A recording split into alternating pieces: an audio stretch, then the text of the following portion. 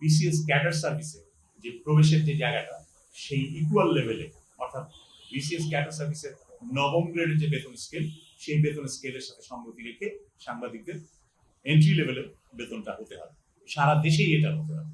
এবং ঢাকায় যেহেতু ব্যয়, জীবনযাত্রার ব্যয় বেশি, সুতরাং ঢাকায় ঢাকা ভাতা একটা যোগ করতে হবে।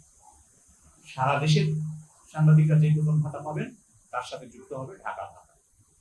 এটা নির্ধারণ করবেন সরকার, সংবাদ মাধ্যমের বিভিন্ন পক্ষ, তারা মিলেমিশে এই ভাতা কি পরিমাণ হতে পারে বা ঢাকা ভাতাটা কি হতে পারে সেগুলো তারা নিতে পারে।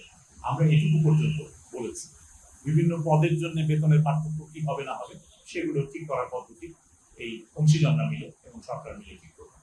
কিন্তু আমরা ন্যূনতম গ্যারান্টির কথা বলেছি যে এই গ্যারান্টিটা দরকার সারা দেশে সাংবাদিকদের, যাতে তারা তাদের মানসম্মত জীবনযাপন করতে পারে এবং দুর্নীতি এখানে যেন ঢুকে পড়তে না পারে।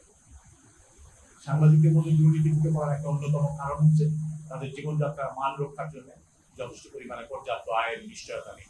সেই নিশ্চয়তা বিধানের কথা আমরা বলেছি।